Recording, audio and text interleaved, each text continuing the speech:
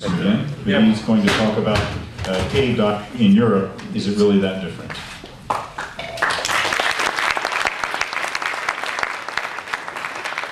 We will have a short 2-minute teaser video just with some of the dive sites in Europe and a little bit of equipment issues. And I also will talk, I will just go through some slides with pictures of different caves and then tell what I think might be different from other caves in the world. Basically, they are all filled with water, and the problem is we cannot breathe underwater. Yeah, this is like special weed that sometimes occurs in European caves. In Florida, you more have the duckweed, but this is more a joke that it's in there.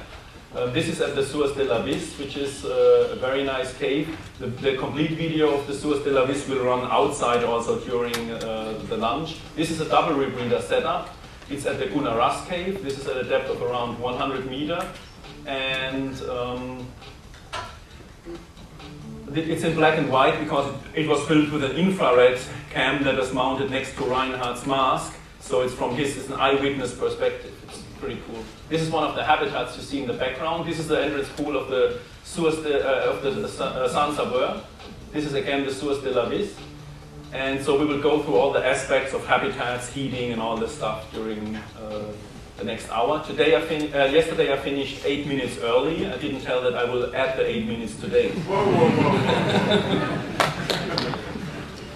This is one of the support divers bringing in the gas for us. He just went through a restriction, so he turns around to check if his body can make it or is making it through the restriction. It's a lot about hauling gear in France. We have the highway-like thing and the cables like in Florida or Mexico, where you can just go backwards with the truck and then just fall back from the truck directly in the cave opening. This is again the black and white infrared camera. Yeah, sometimes we have to swim in caves also, it's a pity. But actually we just clip the scooters down below and swim upwards at this place. This is another team. While we did a longer dive, the rest of the team was surveying the first part of the cave. Usually we also assign jobs, like a team is surveying some parts and another team is surveying the next part. Some people deposit tanks, so we always make different jobs. There's another restriction. Not all the diving in Europe is in big caves like in Florida. I would say most of the diving is smaller caves. But a lot of people here, like the spelunkers, will say that is a big cave because you can wear tanks on the back. We usually do only diving with tanks on our back. I'm not very keen on, like I call it, mud crawling, so they go without fins and stuff like this. I don't like it too much. Yeah, this is assembling gear. It's always the hoses that look lousy are my hoses, and the other ones are from Reinhardt that looks new. This is the entrance restriction of the San Sauveur, which was recently blocked by some maybe natural event, maybe by some other divers, but I heard that it's opening again. Yeah, this is what it looks typically when we try to sort out whose gear belongs to whom. On every piece of equipment there should be a name, because everything looks the same. Okay, now I will start with the presentation.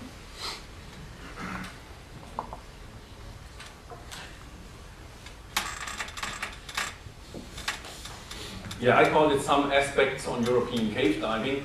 It will be tell you a lot about great people in great teams. Thank you. I think it's for me, it's only the honor to stand here for my team, and I'm allowed to do the talking, but in general I could not be here without the great team players we have. There are some here also in the audience, and I want to thank you and my team at that moment, because I think a lot of technical divers are too selfish, and if you hear them talking, it's always like, I did this and that. I could do nothing without my team, and so I think it's just, for me, normal that I used to talk in the we form and not in the I did this and that. If you read a lot of technical diving books, it's always the author. You see the author on this picture, the author on that picture, because it's a lot about ego stuff. I think the real projects are about teamwork. We will talk a little bit about cave exploration, habitats, healing, other tools, and of course I will always make some jokes. This is a typical French cave access. You could either swim up this river here, which is not really very convenient, or you have to haul the gear around here, then a little bit up a mountain, down again. It will enter in a small entrance, you will then enter a small entrance pool The maximum depth there is due to water height when it's diveable about 1 meter, so it always looks clear there. Then you gear up, start diving, and then you realize the visibility is shitty, you turn around, and you haul the gear back again for 5 hours. That's what I call sport diving. This is another cave. This is the Gunaras, actually, where we built a cable car to lower about 1 ton of equipment. This is a guy called Ralph Hastlinger. He's in no way a DIR diver, but since we had no clue about this mountaineering stuff, we just asked him if he could go along and teach us how to do this. And he told us how to do it, and now we're able to do it on our own, so we have a very friendly relationship with him. And he was quite impressed about the team spirit and the teamwork and the, let's say, the smoothness of the complete operation. You see here, he's just lowering a set of double rebreather frames. We also had one stage tank fall down all the way, but it was quite in good shape. Speaking about team, you see you have to wear black. That's why I'm not on the picture, because I do not have a black dry suit. I only have a red one, so you have to take the picture because you would not fit in there. I also have a blue one, but they didn't like this either. And you see they all have the typical, we call it the Dutch haircut. So we're even standardizing the haircut in these days. This was on a team event in Hemmoor, where they did some training on just packing gear into dry tubes and transport them underwater. So they had to go out of the water, out of the rebreathers, unpack that gear, pack it back again, get back in the water just for training purposes. There are different roles in the team. The surface manager is the most important one. The surface manager, I think every team should have a surface manager. As soon as we are descending, the surface manager is in charge of everything. So even if we would have a decompression accident and we would put in wet notes, I have a DCS hit here or there or this and that, then the surface manager would check which chamber is available. We have a book with all the emergency contact details, and then he would figure out how to initiate the rescue chain and do all this. So you need one guy that is in charge. We even have a hat for this. It's a red hat with a surface manager. So if the surface manager wants to change his role because he has to go to the loo or whatever, he passes on the hat, telling what is important at the moment, and then another one is taking over. But the whole team can immediately recognize who the surface manager is. Shallow support, this is usually placing the habitat, installing it, and it's also about putting cylinders on the habitat, and it's also about guiding us during the process of decompression. And as we heard from Don yesterday, a lot of things can go wrong on decompression. Most people tend to think as soon as the bottom time is finished, the dive is over. The dive is not over until you're out of the water for 24 hours and you're still feeling well. So people should well be aware that the shallow support is nothing that you do to punish new divers, but I want the experienced divers also for that, because it's life critical. During decompression, you start to get tired, you start to get complacent because you just have to breathe and wait until time goes by. This is the moment where the rebreather tries to kick you in the butt. So you have to be alert during decompression the whole time. Deep support. Our divers, they pull out dives of 6 or 8 hours to deposit gear, like at the Due de Colis, or check things for us. So even though we call it a support dive, other people would still call it an exploration dive. So they're diving already on very high levels. We also have special things when we come later to the habitat, like setting spits. A spit is something you put into a wall and then you can hang a habitat to it. Or people that know how to help us out of the rebreather, or how to set up the habitat. But the hardest to find is a good dive buddy. Often people ask me, especially sport divers, what piece of equipment do you think is the first one I should get? I said, a good dive buddy, because this is the most important piece of equipment you have. When everything fails, your dive buddy will still be here and try to help you. If not, it's not the right dive buddy. This is one of the caves in France we did last year. It's in the south of France. It's about, I converted even this to the US because it's American. It's around 100 and something meters deep. It's a logistical nightmare because it's a very small opening where you have to put the habitat through. Then you install it on a roof, which is not even horizontal, so it's quite difficult to maneuver it in a good position. And you have to build not only one cable car, but two. So there's another cable car directly going from here upwards again. Lowering the gear is mostly not a problem. Getting it back up again is the interesting part. And this is me, as you can see in the red suit, and Reinhard decompressing, and we're just discussing something in the wet notes here. So we also on this dive, we were on a single rebreather. as you can see here. This is another cave nearby called the Gunnar Ras. It has a nice entrance pool. Remember this picture, remember the amount of water that is flowing out here. Two small rivers, 30 centimeters wide, and I will show you how it looked the next morning later. You see some of the gear here, the heating tubes, rebreather frames, stages. So basically we just throw all the shit down and then we try to sort it out and the people place it in the water later on. And this is also done by different teams, so it's very important that you organize the teamwork. This is one of the smaller caves. Actually, this is a small side tunnel in the Doux de Colly, which I liked because it's a very scenic dive. There are other small caves like the Trüff and so on. People could argue that this is not a cave for DIR diving because you cannot dive next to each other. I would say as long as you have the tanks on the back, it is still, for us, a typical diving cave. If it goes to things like Rick Stanton does, like zero visibility, slots I would not even fit through because I'm too fat, then it's nothing for me. This is a triple cave in France. No, just kidding, this is Mexico. Just to see the difference, diving without gloves and everything. Cool picture. This is France again, this is the Recel. And this is a very important picture because you see the very sharp edges here. People ask us, what about dry-suit failures? In my opinion, a dry-suit failure in a European cave is to directly either go to the chamber or to the graveyard. Because you have no redundancy on your main insulation. So the only thing we have in our pocket is a roll 5 meters of duct tape so we can wrap it around just to lower the amount of cold water entering the suit. Of course, then most likely, if it occurs here on the arm, we will get bent in this arm, but still we would do all the deep stops correctly and then drop some of the, if it's a hypothermia problem, drop some of the oxygen stops later.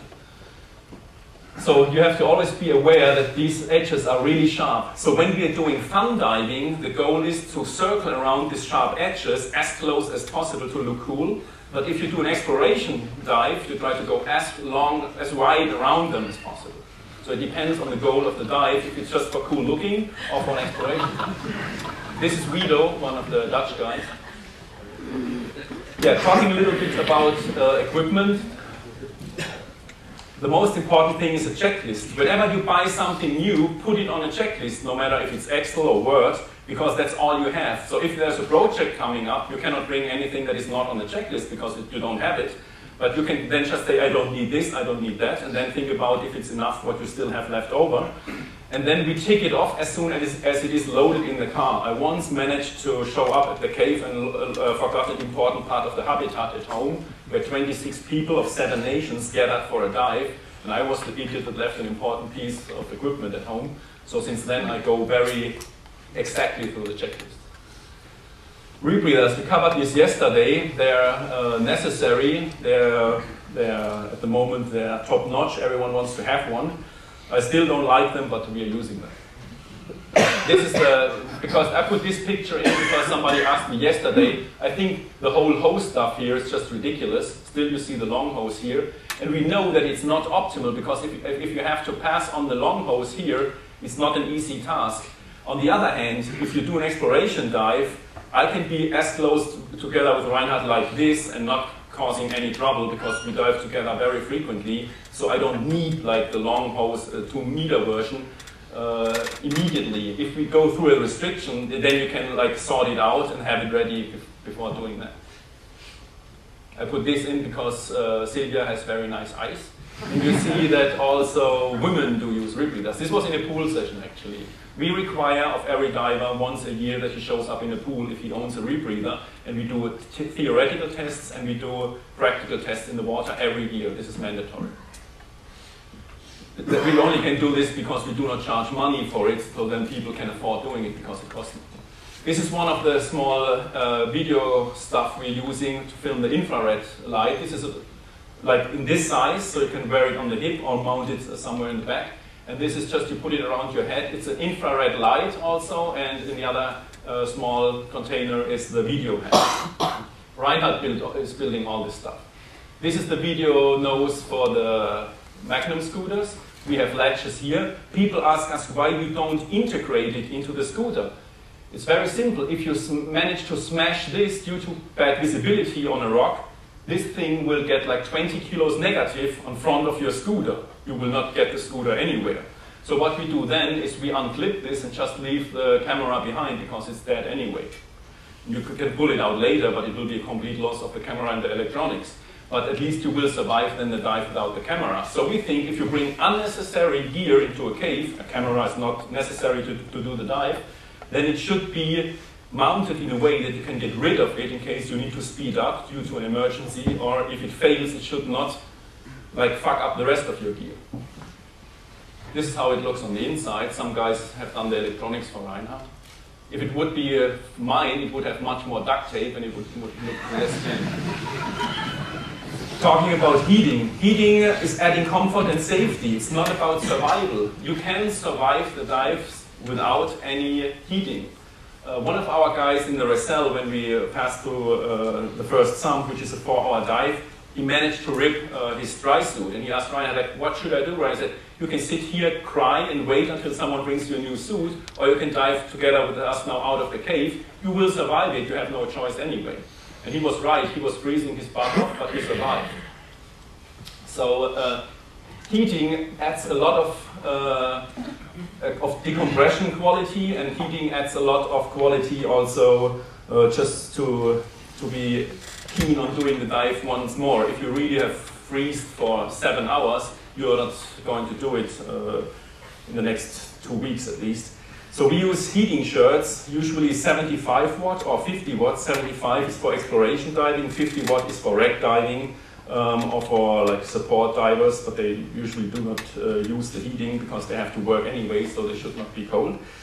And we use 12 volt 66 ampere hours, so that's 2 old long tube scooter batteries, which will last for 8 hours. So during the whole decompression, we could add 75 watt. 75 watt is so much power that we switch it off regularly, so it will last even longer. But if you're like wet a little bit, or if you're really chilly, then you're happy that you have the 75 watt here. I know that some people here use the same system that we have.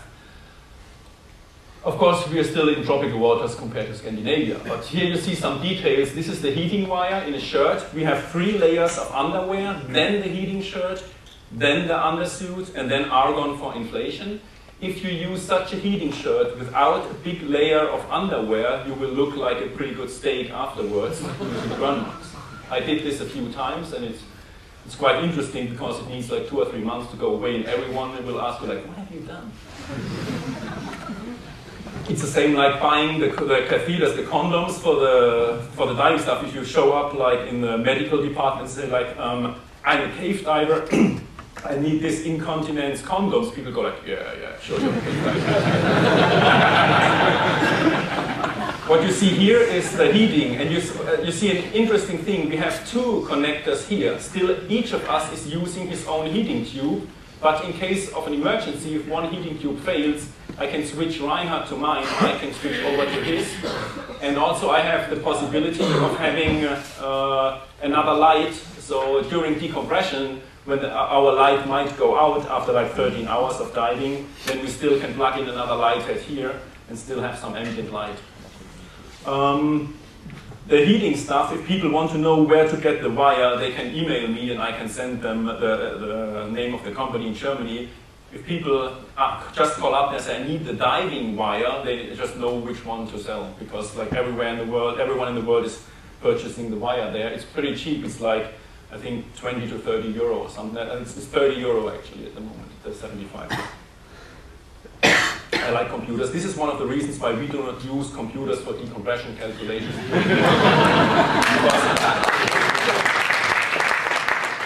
I'm always afraid that Microsoft has done part of the software.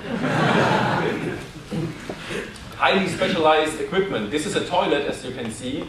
I think this is a very important point. Most of the cave divers tell me that they like nature and like to be out camping in the woods. But then they are shitting in the woods with the whole team for like 10 days with 20 people at 40 degrees Celsius, and you have the toilet paper everywhere. I think we as divers should be well aware that people try to keep us out of the caves, and some people do not like us caving, like some of the fishermen in the lakes around. And so I think we should be very well aware of the nature, and we should bring portable toilets. And here Bruce, he's also in the audience, just shows a new guy on how to use this toilet. But we figure out it works best if they put pictures of the people they do not like inside the toilet thing, then they really are more eager to use them.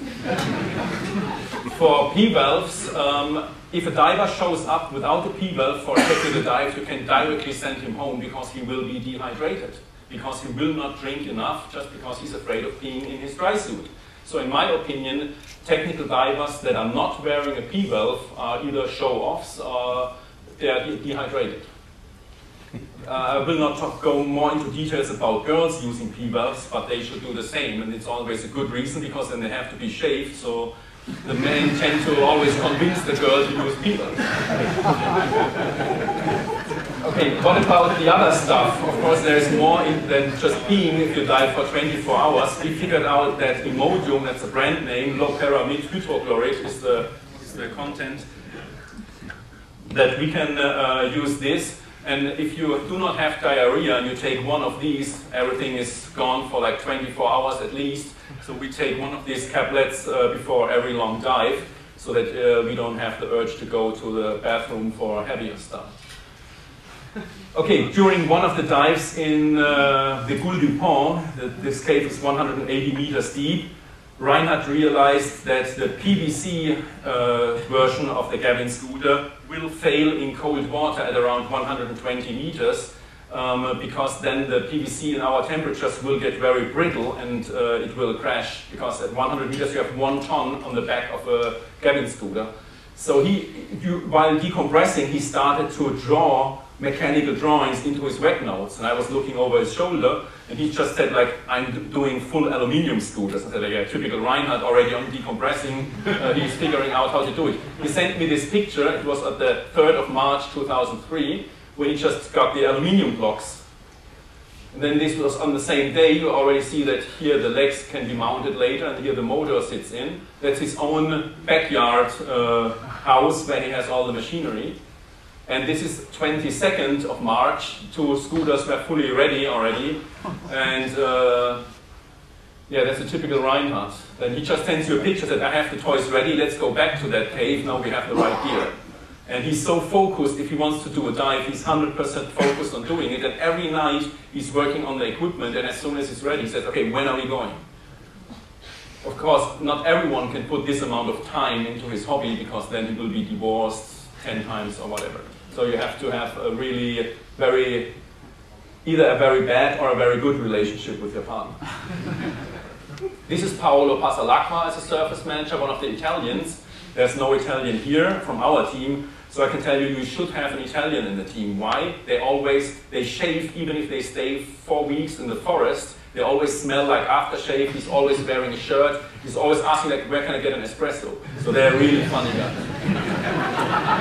These are the old Magnum scooters we are still using today for the long distance stuff. We also have 1 nickel metal hydride scooter each, but the batteries are so expensive for nickel metal hydride, and you have to recharge them every 4 weeks. And the lead gel batteries are just no maintenance, no brainer, easy to change. So most of our scooters are still the normal lead batteries. Yeah, this is also the Racel again, just an impression, and this is the entrance part of the Unaru. We only can set up 1 table here, so 1 diver has to gear up first, then jump in the water, then the second diver can gear up. Sometimes our caves in Europe are just a little bit, let's say, not too convenient to enter or exit the water, but we have to live with that. And these tables are very good because then you do not have to place the rebreather somewhere where it falls over and breaks. My biggest fear is always to break gear before we could start the dive, because then the whole thing would be over. And so we are really afraid of that. Talking about habitat, why do we use habitats? First, it's a big decompression advantage. If we are in the habitat, we try to mount it at 9 meters, and then we switch to pure oxygen at 9 meters. If we do a decompress in the water, we still switch at 6 meters. Just by doing the switch at 9, we can skip 1 hour approximately of decompression because of the effect of having high oxygen at 9 meters. But you only should do it in the habitat. If you tox there, most likely you will not drown. In this habitat, you pull it, the bench you're sitting, you pull it up so high that even if you completely would stretch when you're having convulsions, you would not sink down and drown. So you would just fell over. Hopefully the oxygen regulator falls out, and due to the gas brakes, the amount of oxygen in the habitat is between 40 and 50%, and then you will wake up after 5 minutes. We never tried it out in real, that's just the idea behind it. And another important thing is the heating to the mountain I get later. If you are sitting in the habitat after half an hour in 12 degrees water, by your body warm temperature, you heated up the habitat to 22 degrees, which is very comfortable. So we take off the hoods, we take out the gloves, so we can sit there and have food and everything and talk, not in the one-person version, but in the two-person version. Still, Reinhard managed to put a window in, so we can watch the support divers working on the outside, which is very nice. Drink and food is one of the most important things while diving. A lot of people say fitness. I could agree on this, but I'm more the type of guy that relates to food stuff. Still, I think fitness is an important issue, and people should do at least 2 or 3 times a week, 45 minutes of cardio workout and do something for their back and so on. O2 toxicity, people ask us, how do you manage it with the 100% CNS? My honest answer is we do not even calculate our amount of CNS. I did it a few times and it's some thousands. So you should not even talk in public about it, but you cannot do a saturation trimix dive without beating the 100% CNS. Or you get old underwater probably. Communication is an important issue. We switched to 2-person habitats because they are much better for communication underwater. This is how to transport such a habitat. You have a tube, there's a neoprene sac in the inside.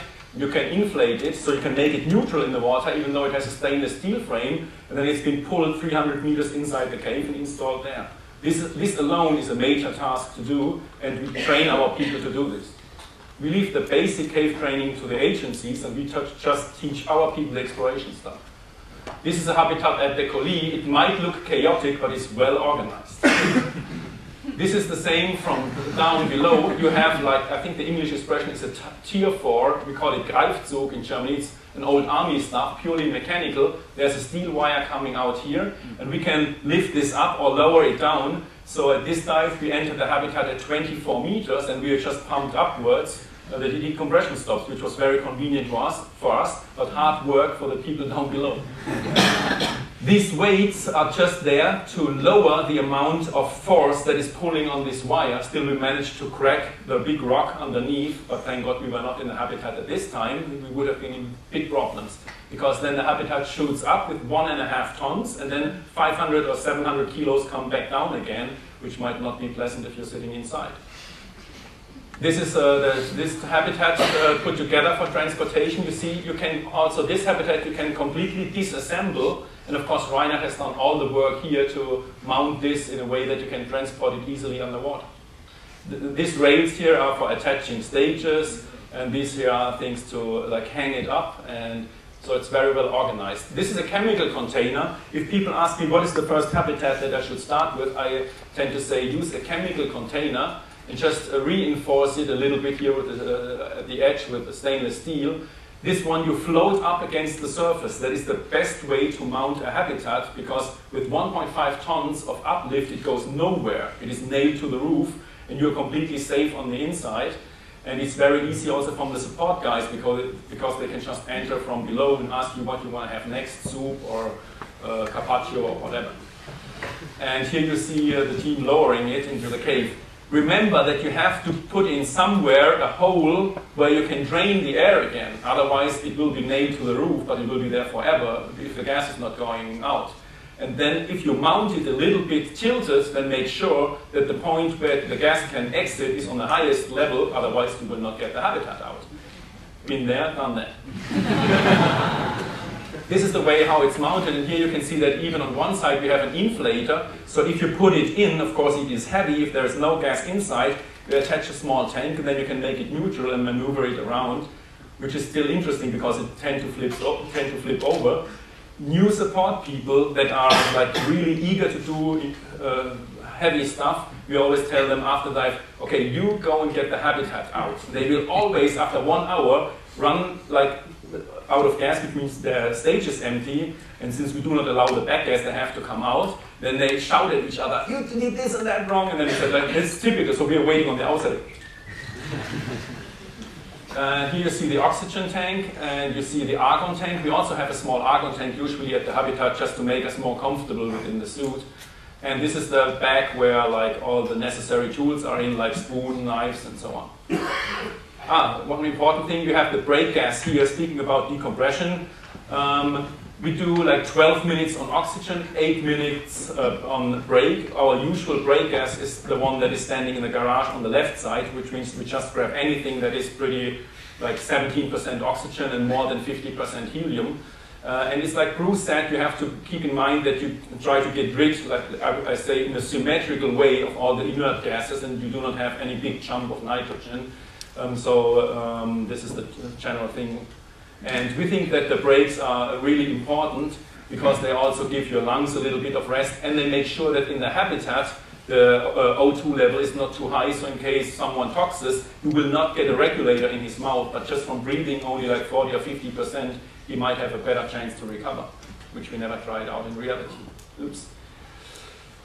So this is an old nickel cadmium light. These are the new nickel metal hydride lights. It's also a canister made by Reinhardt. I think that there are enough commercially built right now. This is a very small light canister, which as a backup we carry in our pockets, and we can mount it just with an EO cord on back of our lamp, and then we have another, I think, 3 or 4 hours to go. Basically, I use this for Red Sea diving, for night diving, but to justify to produce it, Reinhardt said we will use it as a backup. We also have a complete spare HID head in our pockets always, because having a good light is not a bad idea in a cave. Planning, execution, attention to details. This is a picture from Florida where we burn tested our scooter batteries. If you have a scooter and you do not burn test them at least once a year, and you show up in a project with us, you can directly drive home because you have the wrong attitude for safety in cave diving. People should burn test their scooters. Figuring out during a dive that your battery has died is not a good option. Yeah, these are some sample profiles. This is the one I showed yesterday. This is the one from the Doudekoli. So you have a total dive time here of more than 1,000 minutes, but the Suunto Viper stops after 999 minutes. And the problem is they do not flip over to 0, but they freeze the memory at that point. And I called Stan Stockman and asked, "Why do you do it?" He said, "Yeah, because we thought we want to keep the accident in the memory if somebody has drowned. And this is why we stop at this moment." They never figured out that people would do a dive that long. So. And I like the Suunto Viper that you can put markers in the profile. So if there is something special that you want to check on the next dive, you can just press a button and you don't have to write something down and you can read it out later. So still we use the Viper for our dive profiles.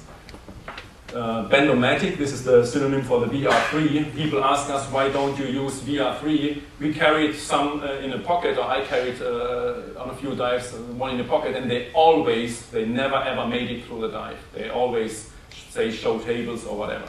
So I don't need this machine.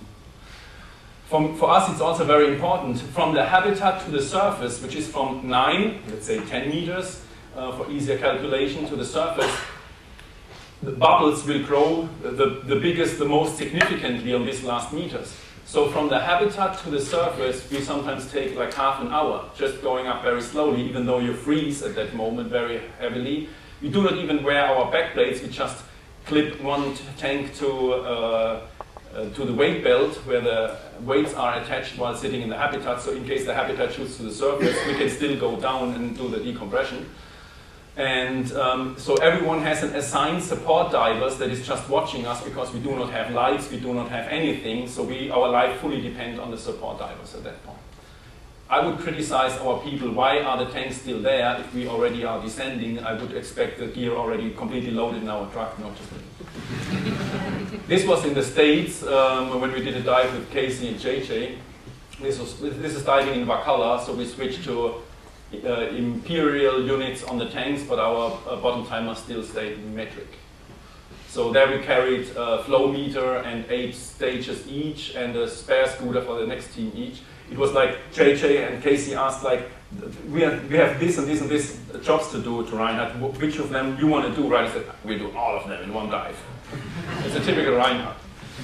And this is such a flow meter being installed in approximately 90 meters. You see that the WKPP divers, I think this is Rose, they also use the single rebreather here. This is the old frame where you mount the rebreather from the back, while we have mounted our rebreathers from the front. But still the same diving protocols are in place. This is the same cave entrance of the Gunnar Ras after one night of rain. And our gear was already deposited in the cave, most of our support divers' gears. We went there 4 times in a row afterwards and swim along just with a dry suit and a mask and a snorkel and fins 4 weekends in a row to recover lost gear. I think gear of value more than 50,000 euro was spread over 4 kilometers in the riverbed just by this flooding. Bruce did one dive to try to recover some gear that we saw lying here, but he almost risked his life on this one. So Reinhard and myself said, okay, immediately we stop every recovery option and wait until the water has dropped. This is the safe cave.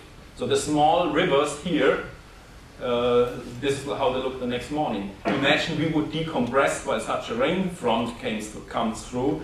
So currently, whenever we do a dive, we check the weather forecast and the satellite maps, and if a big low pressure rain system comes over, I would not do the dive anymore, because I've seen what happens. Of course, we would get out pretty fast during the decompression, but I think this would be a little bit too fast decompression-wise. This is in the back part of the Recel. This is also what you can do in Europe very good. There are a lot of caves with sumps, and this is in the Recel where you can sleep. This is the dry tubes where we bring the sleeping gear, the meat and the cooker and everything. Here's the cooker, the most important equipment part. And in this room then you can sleep. It's not very pleasant, high CO2 levels. And in the, like 10 years ago, this would have been an exploration dive, and I think half of our team, just for the fun, has already been in that room. This just shows how cave diving and technical diving is moving onwards. It's very nice. It's a very nice room. Of course, there you have no toilet, but a very good sound if somebody has to go on the toilet. And in a team, you should agree which is the toilet corner of this hall, because otherwise it will be a little bit messy after a while. The next flooding will completely clean everything out. This is the Gunnar Ras, taken from below, where we're just descending, and you already see the habitat installed here. We have no problem descending while the habitat is still on the floor, because we know that our people will have it ready when we come out. That's the good thing about teamwork. We can rely 100% on our people. As you can see here from the width of the equipment, this is again the double rebreather. We have moved the argon on the double rebreather setup so much forward, so it's 90 degrees angle in front of one of the back tanks, otherwise it will be even wider and even slower. So speed is an issue. When people ask me what is the limit, what do you think for extreme cave exploration, I would say 24 hours is the limit. So it's not a distance, but it's the time, because after 24 hours you are so tired and exhausted, you are likely to kill yourself, just because of the human body and the human nature. So the key in the future is to speed up things. You cannot make a scooter that much faster, because it would be inconvenient to ride it, and you need so much more power to gain a little bit of speed. So you have to be slicker, slimmer, you have to handle your gear faster, so you have to just be more precise in the future to gain more speed, to cover more distance in the same amount of time. That is the key in my opinion. Or you do it like the French do, you just go only for deep holes vertical in the wall, so you can say, I've been to 220 meter cave diving, but in my opinion going 50 meters in and 300 meters down is not a cave dive. This is what we usually do afterwards. This is also from the Do de Colis. We make a map and then we give it to the locals, or we publish it on the internet. And I remember what Bruce said yesterday, publish or perish, so I immediately put it in here.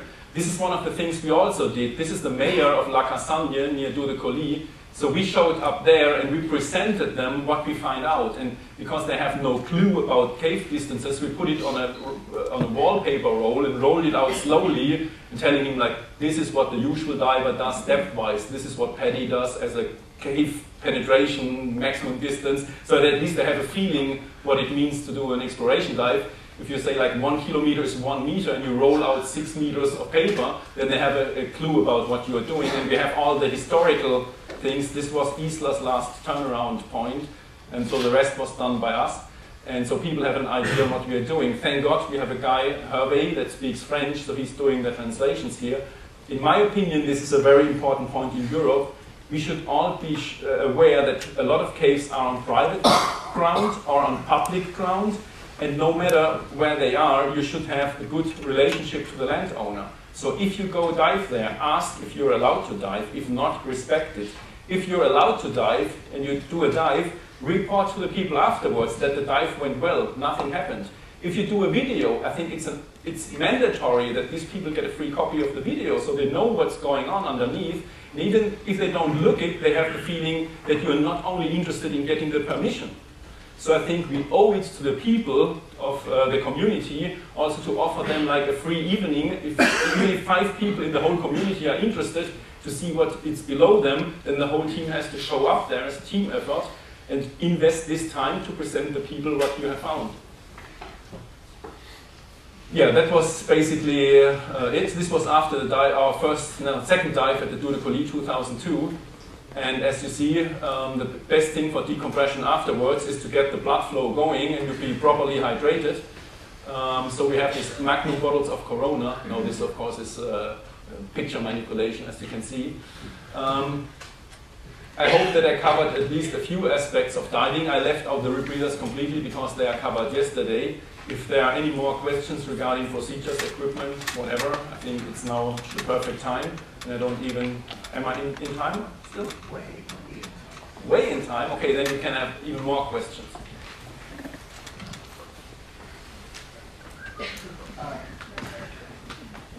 Yeah, Fred. Since these are exploration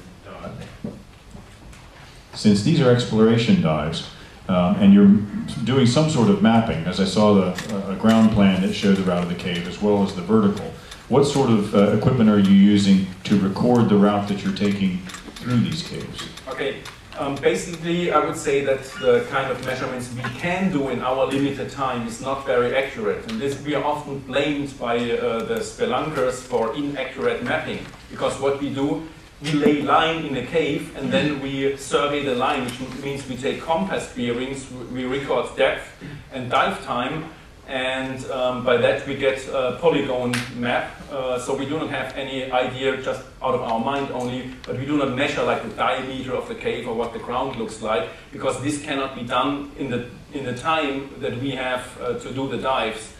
And what I usually then say is to people, okay, we have given you the profile of the cave and the basic map, you can do the exact mapping, but of course the people only blame us for not doing it, but never they do it themselves. Even Isla blamed us, and his line that he put in didn't even have correct distance marks, so that makes it even harder. Our line has a tag every 20 meters fixed to the line. It's a tape flag with a directional marker and the distance. So every time we put out a new reel, we directly start from 0 and then we can add it up in our map. So we can say that what we do is, let's say, pretty accurate, but most of the other line in the cave doesn't even have measurements, or maybe every 500 meters, but that is not accurate in any way. So for us then we have to, on these lines, we have to just judge by the speed. We know pretty good if we have this configuration, we will do like 36 meters per minute, and then just, okay, then we scoot at 5 minutes to the next one, then we can have just a rough guess what the distance was that was covered. The funny thing is, we said that maybe the mayor of the town is disappointed if we tell him that over 5 kilometers distance, maybe we are off 500 meters at the end of the line. But he said, thank God. And I said, like, why? He said, because otherwise the farmers would drill holes to get the water without paying for it. So he's pretty happy that it's as accurate as they can say, in this area we should not build like a chemical factory because then the water might be polluted, but not precise enough that anyone can try to pump the water illegally out of the cave because it's drinking quality at the Colis, for example. And we think it's accurate enough for other dive teams to do a proper dive planning and try to continue. I have the wish that other people, they take what we publish and they start to set up from there and start from there. And if they push and add another 500, we have it more easy to then come back and add even more to them. And I think that is what it's like a like a sportive competition, and it's not like bashing each other and saying they are idiots or whatever.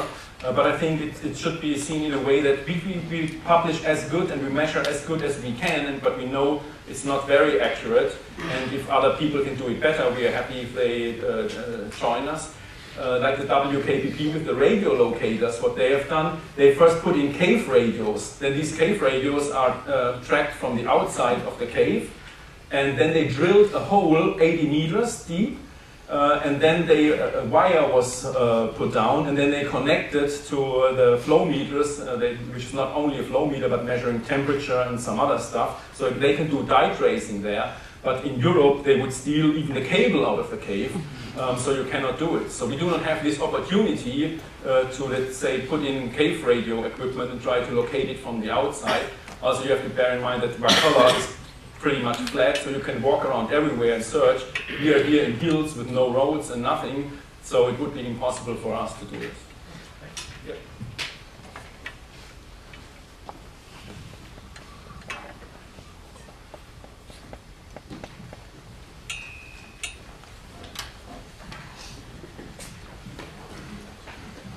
Yeah, it's not possible to, sorry, it's not possible to stage rebreathers instead of carrying two.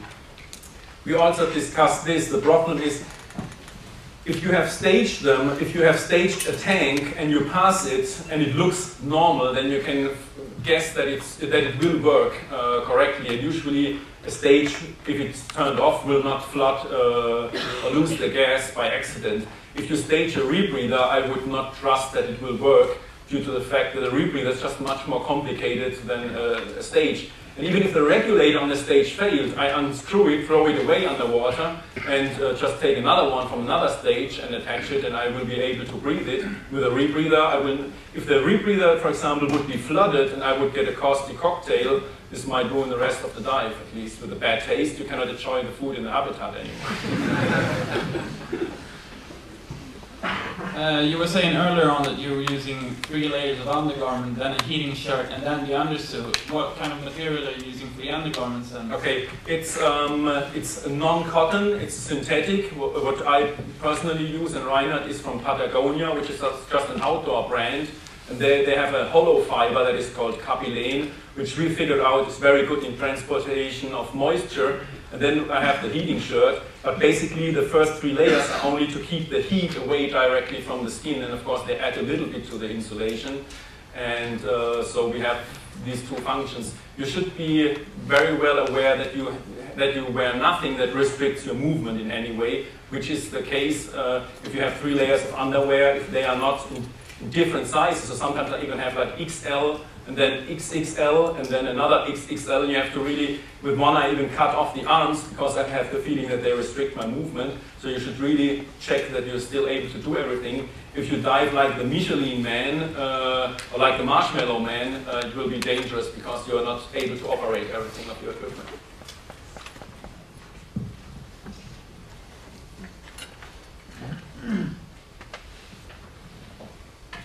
Any more questions? If not, I would say it's mandatory to watch our film before the lunch. No, just kidding. Okay.